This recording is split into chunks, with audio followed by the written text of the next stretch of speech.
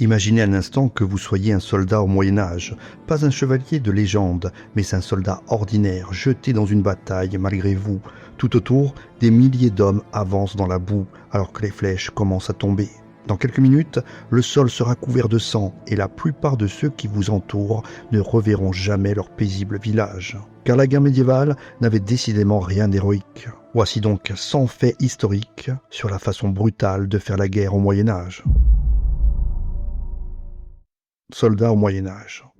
Avant même que les batailles commencent, il faut comprendre qui étaient réellement les soldats médiévaux. Contrairement aux images populaires, la plupart n'étaient pas des chevaliers héroïques, mais des hommes ordinaires, paysans, artisans ou bien mercenaires. Et pour beaucoup d'entre eux, la guerre commençait bien avant le champ de bataille, en fait, dès le moment où ils étaient appelés à prendre les armes. Dans l'imaginaire collectif, les soldats médiévaux sont souvent représentés comme des volontaires avides de gloire. La réalité était beaucoup plus terre à terre. Et pour cause, dans l'Europe médiévale, la grande majorité des combattants n'avaient rien choisi. Ils étaient souvent appelés au service militaire parce que leur statut social l'exigeait. Le système féodal reposait en effet sur une chaîne d'obligations. Les nobles devaient des soldats au roi et pour fournir ces hommes, ils se tournaient vers leur village. Autrement dit, la guerre commençait souvent par un ordre administratif. Et si votre nom apparaissait sur la liste, votre destin changeait en quelques jours. Cet ordre arrivait généralement par l'intermédiaire du bailli ou bien du sergent du seigneur local. Cet officier se présentait au village avec quelques hommes armés et un parchemin contenant les noms des habitants mobilisables. Les paysans se rassemblaient sur la place centrale, souvent devant l'église. Les noms étaient lus à haute voix. Chaque homme appelé devait se présenter au point de rassemblement dans un délai très court, parfois 3 ou 4 jours seulement. Pour beaucoup, c'était la première fois qu'ils quittaient leur région. Théoriquement, presque tous les hommes adultes pouvaient être mobilisés. Dans de nombreuses régions d'Europe occidentale, les obligations militaires concernaient les hommes entre 16 et 60 ans.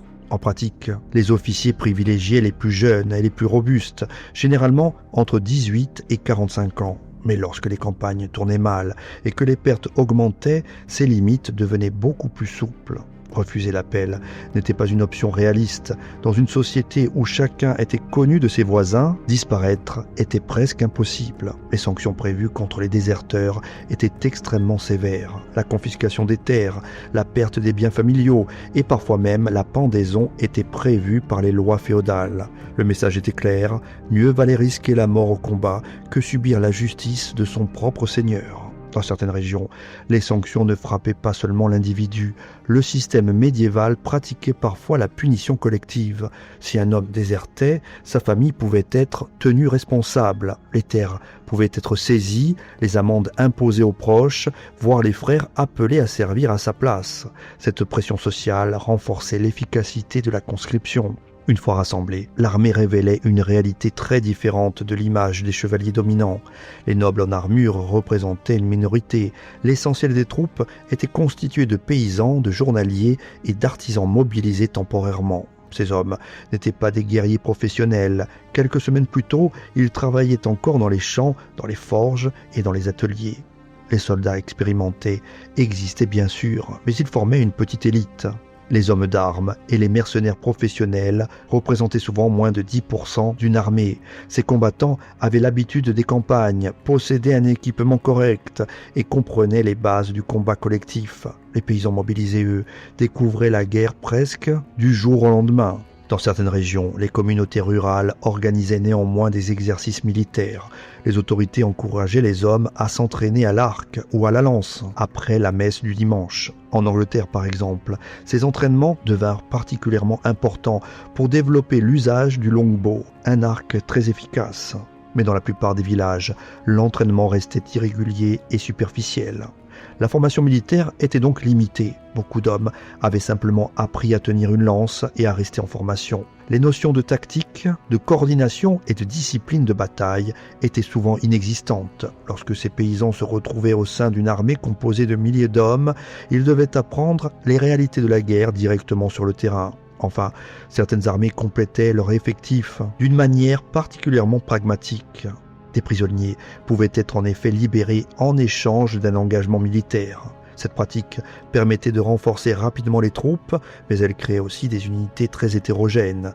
Dans les rangs d'une même armée, on pouvait trouver des paysans mobilisés, des artisans, des mercenaires étrangers et parfois même d'anciens criminels. Les armes et l'équipement. Pour la plupart des paysans mobilisés, l'équipement militaire n'était pas un équipement militaire au sens strict. Beaucoup arrivaient avec les outils qu'ils utilisaient dans la vie quotidienne. Un paysan pouvait transformer une serpe servant à tailler les haies en arme de combat. Un bûcheron arrivait avec sa hache.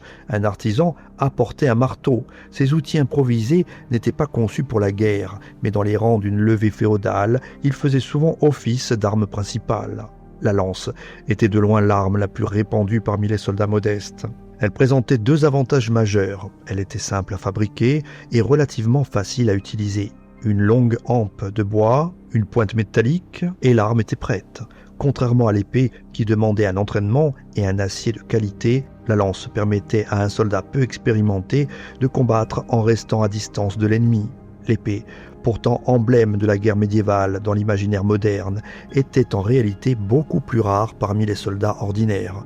Une bonne épée coûtait cher et nécessitait un savoir-faire métallurgique important. Pour un paysan, posséder une épée représentait souvent plusieurs années de revenus. La plupart des combattants ne pouvaient donc pas s'en procurer. Les armes circulaient néanmoins d'une bataille à l'autre. Lorsqu'un soldat mourait sur le champ de bataille, ses armes étaient récupérées par les survivants. Une épée pouvait ainsi passer de main en main pendant plusieurs campagnes. Certaines armes retrouvées lors de fouilles archéologiques montrent des traces de réparation répétées, preuve qu'elles avaient été utilisées pendant des années. L'armure était encore plus inaccessible que les armes. Une cotte de mailles complète représentait une véritable fortune. Elle pouvait coûter l'équivalent de plusieurs années de travail pour un paysan. Ce type d'équipement restait donc réservé aux soldats professionnels et aux chevaliers disposant de ressources importantes. Les soldats les plus pauvres devaient se contenter de protections improvisées. Certains portaient simplement plusieurs couches de vêtements épais pour tenter d'absorber les coups. D'autres remplissaient leur tunique de paille, de tissu ou de laine, et ce afin de créer une sorte de rembourrage rudimentaire. Cette protection pouvait parfois atténuer l'impact d'une lame, mais elle ne pouvait pas arrêter un coup puissant. Le gambison était la protection la plus répandue parmi les soldats modestes. Il s'agissait d'une veste épaisse composée de plusieurs couches de tissu matelassé. Bien fabriqué, un gambison pouvait offrir une protection surprenante contre les coups de taille et même contre certaines flèches. Mais les gambisons efficaces étaient coûteux et beaucoup de soldats portaient des versions artisanales de qualité médiocre. Les casques improvisés faisaient également partie du paysage des armées médiévales. Des sources évoquent des soldats utilisant des chaudrons ou des pots métalliques comme protection pour la tête. Même si cela pouvait paraître ridicule, une simple pièce de métal pouvait parfois dévier un coup ou empêcher une blessure mortelle. Certains combattants utilisaient aussi des protections en cuir bouilli. Ce matériau, obtenu en chauffant du cuir dans de l'eau chaude, puis en le moulant, devenait relativement rigide en séchant.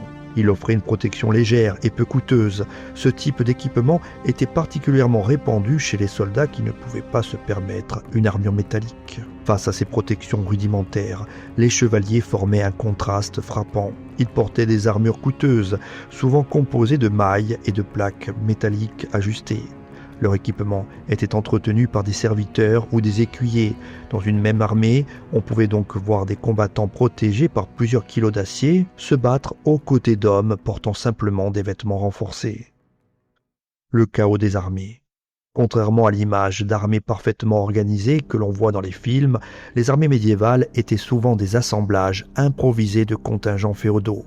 Chaque seigneur arrivait avec ses propres hommes recrutés dans ses terres. Une armée pouvait donc être composée de dizaines de groupes différents, chacun obéissant d'abord à son propre noble avant d'obéir au commandement général. Le roi ou le commandant suprême se trouvait théoriquement au sommet de cette hiérarchie. Mais son autorité n'était pas toujours absolue. Certains nobles acceptaient ses ordres uniquement parce que les circonstances les y obligeaient. Les rivalités politiques et les ambitions personnelles pouvaient compliquer considérablement la coordination de l'armée. Dans certaines campagnes, il arrivait qu'un seigneur refuse tout simplement d'exécuter un ordre qu'il jugeait mauvais.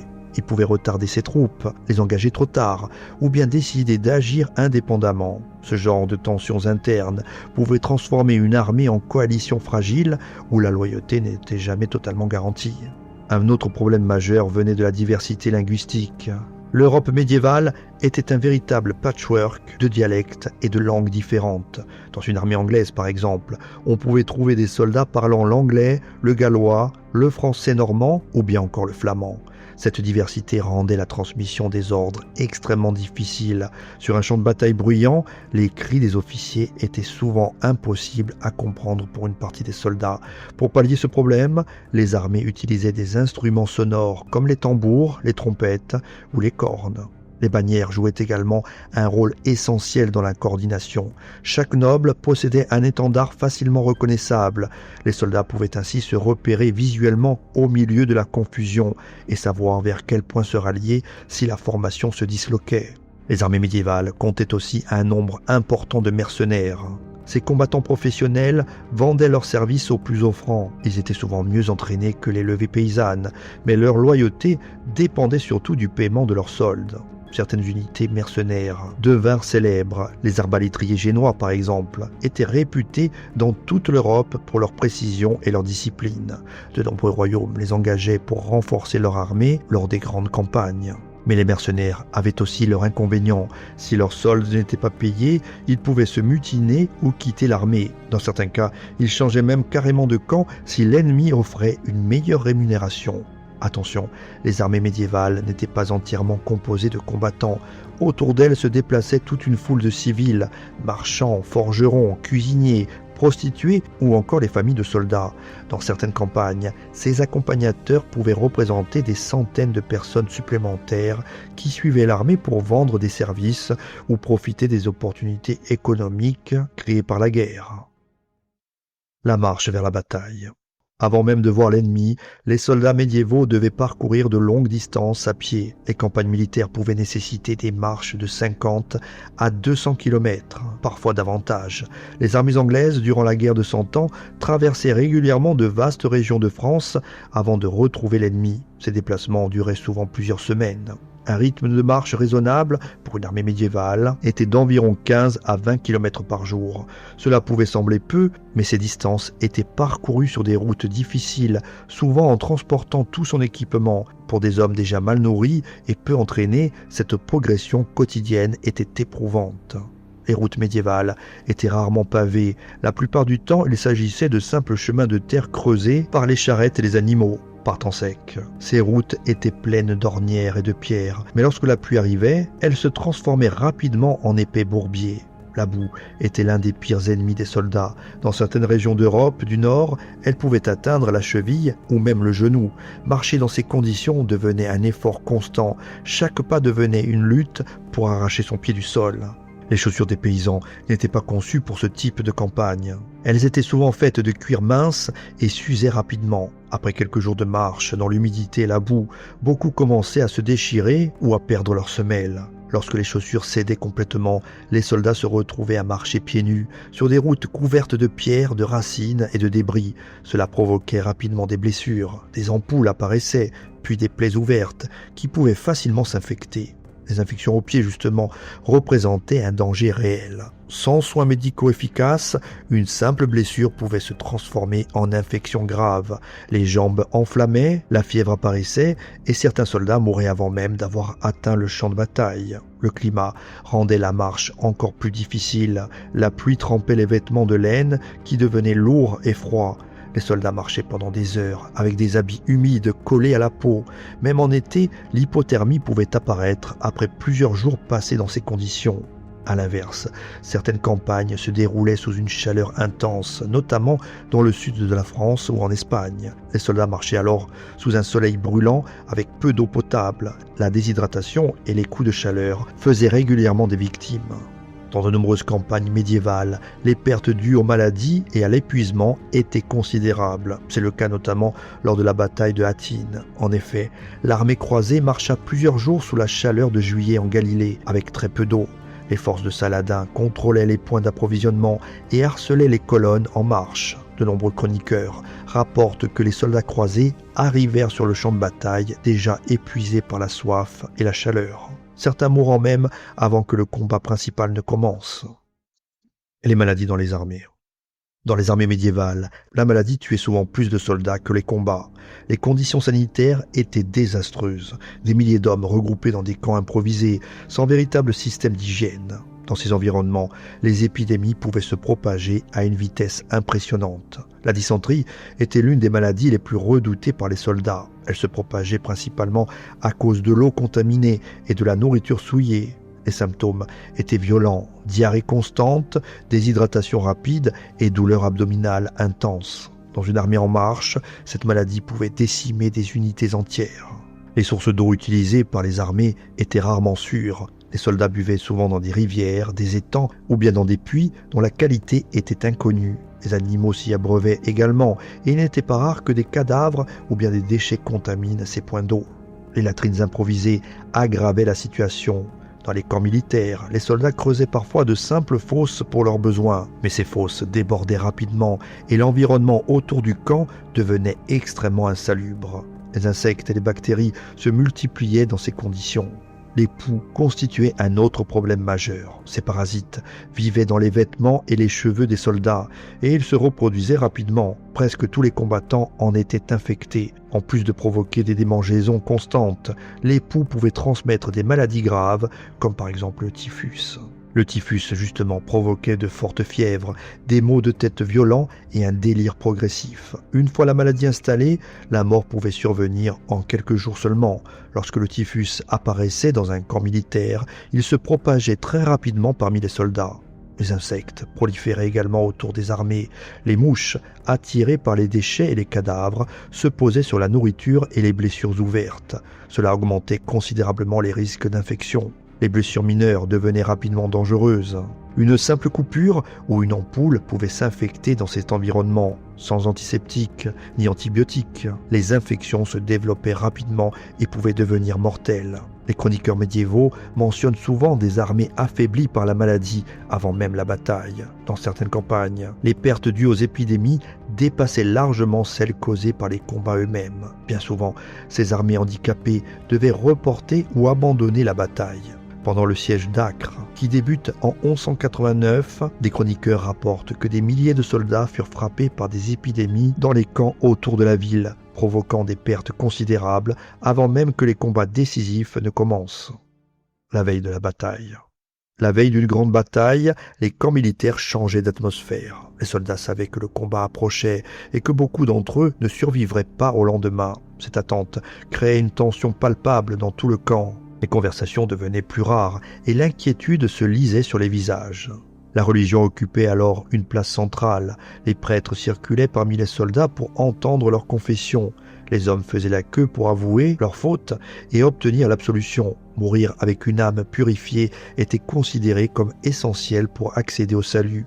Ces confessions pouvaient durer longtemps. Certains soldats n'avaient pas parlé à un prêtre depuis des années. Ils évoquaient leurs péchés, leurs regrets et leurs fautes passées. Pour beaucoup, c'était peut-être la dernière occasion de se réconcilier avec leur foi.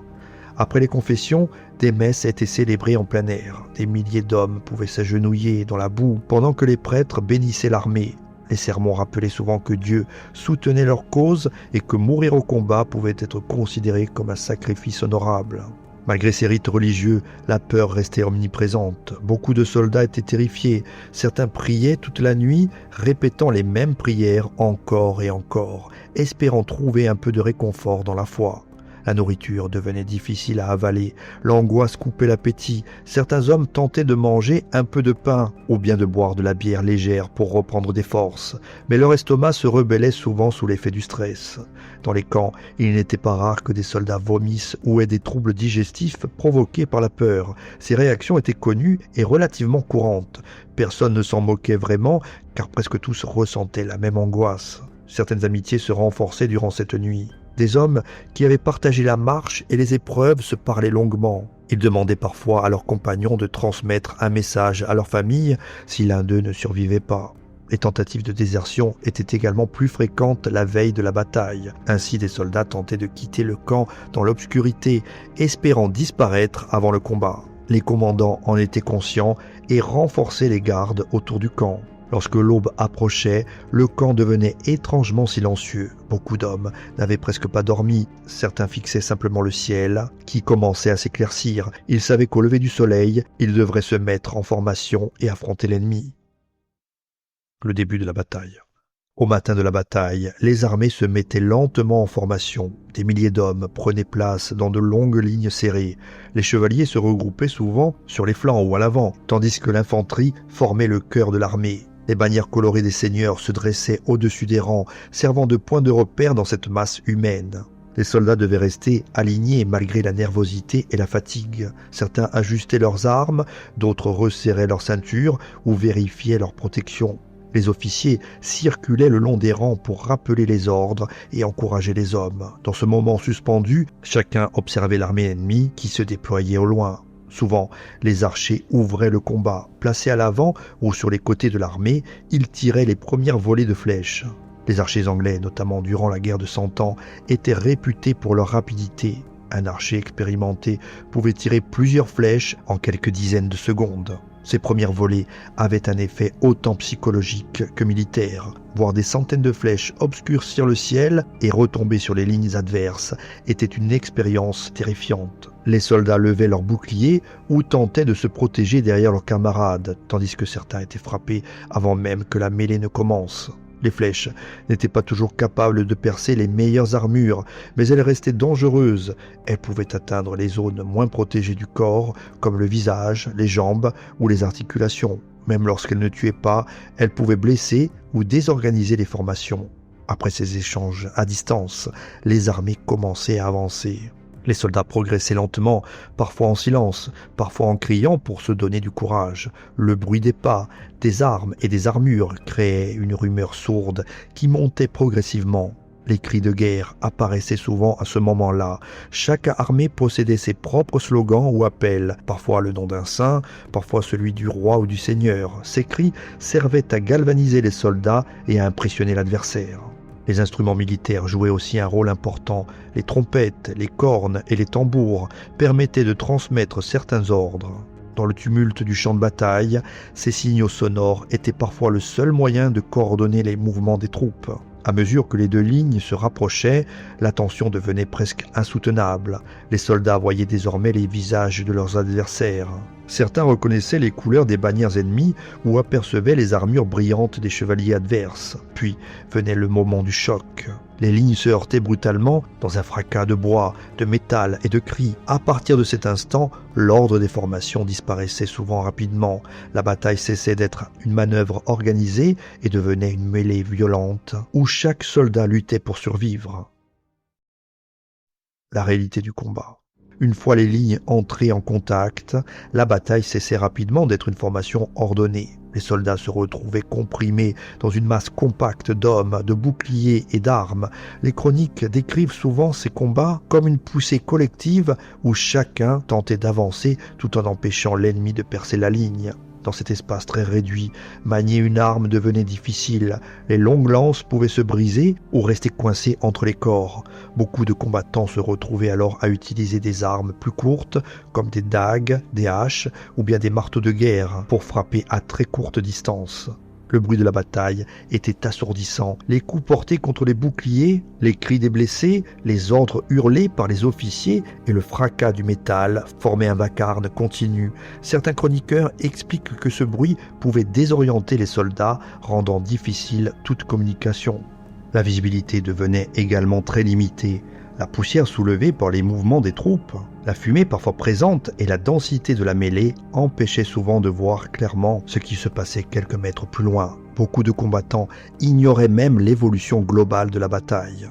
Le sol du champ de bataille se transformait rapidement, la terre labourée par les pas et le sang des blessés rendait la surface glissante. Des soldats pouvaient perdre l'équilibre et tomber au milieu de la mêlée, une situation extrêmement dangereuse dans une formation serrée. Tomber au sol dans une bataille médiévale pouvait être fatal. Dans la pression des lignes, il était souvent impossible de se relever rapidement. Les combattants qui tombaient risquaient d'être piétinés par leurs propres camarades ou par l'ennemi. La fatigue apparaissait très vite. Combattre avec des armes lourdes, pousser contre les lignes ennemies et se protéger des coups demandait un effort physique intense.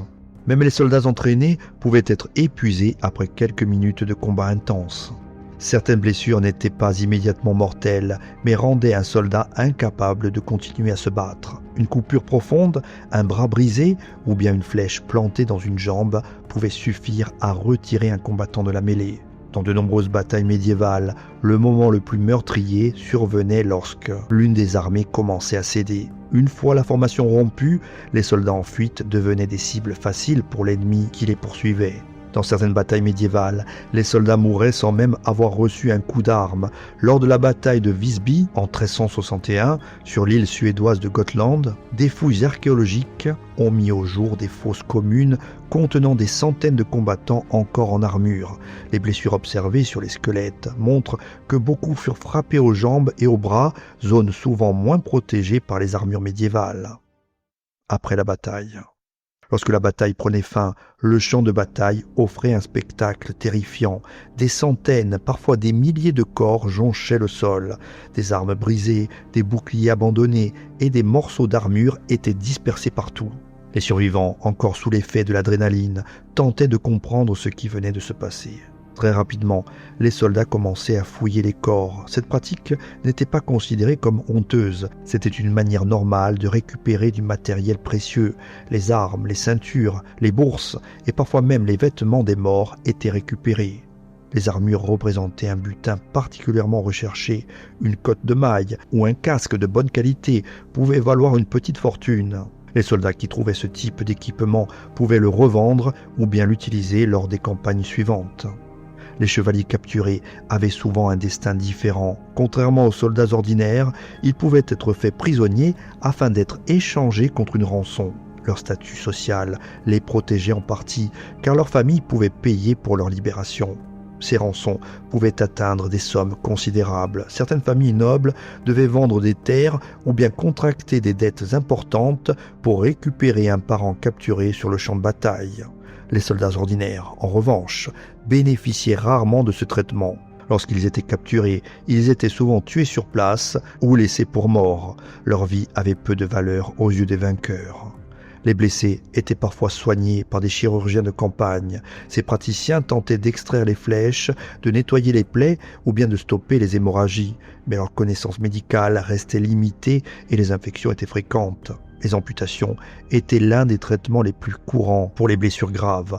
Lorsqu'un membre était trop endommagé ou infecté, les chirurgiens n'avaient souvent d'autre solution que de l'enlever pour tenter de sauver la vie du blessé. Beaucoup de blessés restaient simplement sur le champ de bataille pendant des heures, voire des jours. Certains mouraient de leurs blessures, d'autres de soif ou d'épuisement. Les survivants qui ne pouvaient pas marcher étaient parfois abandonnés. Les habitants des villages voisins venaient parfois après la bataille pour récupérer les corps ou chercher des objets de valeur.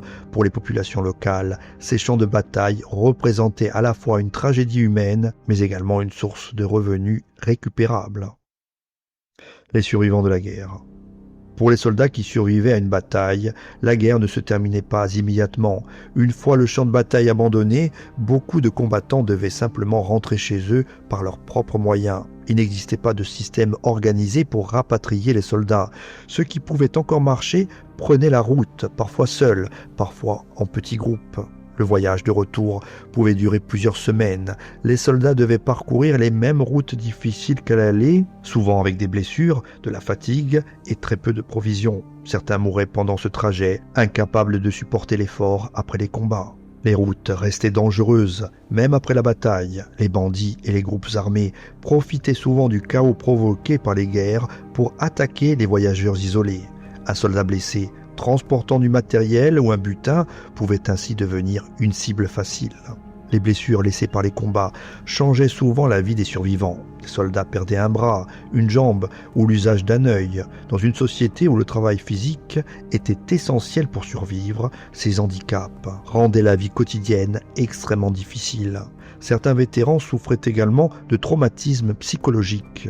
Les chroniques médiévales décrivent des hommes incapables de retrouver une vie normale après avoir vécu des batailles particulièrement violentes. Ils restaient marqués par les souvenirs du combat et de la mort de leurs compagnons.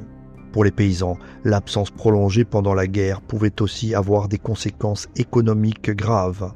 Les champs restaient parfois non cultivés pendant des mois. Et à leur retour, certains soldats trouvaient leurs terres abandonnées ou leurs récoltes perdues. Dans les villages touchés par la mobilisation, la guerre pouvait créer un déséquilibre durable. Lorsque plusieurs hommes mouraient dans une même communauté, cela réduisait la main-d'œuvre disponible pour les travaux agricoles. Les soldats mutilés ou incapables de travailler se retrouvaient souvent dans une situation très précaire. Sans système de pension ou de soutien organisé, certains devenaient dépendants de leur famille ou de la charité religieuse. Les guerres médiévales pouvaient ainsi transformer durablement des régions entières. Les villages détruits, les champs abandonnés et la perte d'hommes jeunes fragilisaient les communautés rurales pendant des années. Dans les chroniques et les récits historiques, les batailles sont souvent racontées à travers les exploits des rois et des chevaliers. Pourtant, l'immense majorité de ceux qui ont vécu ces guerres étaient des hommes anonymes, paysans ou artisans, dont les noms ne figurent presque jamais dans les livres d'histoire. Voilà, avant de se quitter, une toute dernière anecdote. Après certaines batailles médiévales, les vainqueurs restaient parfois plusieurs jours sur le champ de bataille pour identifier les morts les plus importants. Les chevaliers et les nobles portaient souvent des vêtements et des armoiries permettant de reconnaître leur rang. Ainsi, lors de la bataille d'Azincourt, de nombreux nobles français tombés au combat furent ainsi retrouvés et identifiés plusieurs jours après la bataille, leurs corps étant ensuite ramenés dans leurs terres pour être enterrés avec les honneurs. Si cette plongée dans la réalité des batailles médiévales vous a intéressé, eh bien vous pouvez continuer l'exploration avec les autres documentaires de la chaîne. À très bientôt.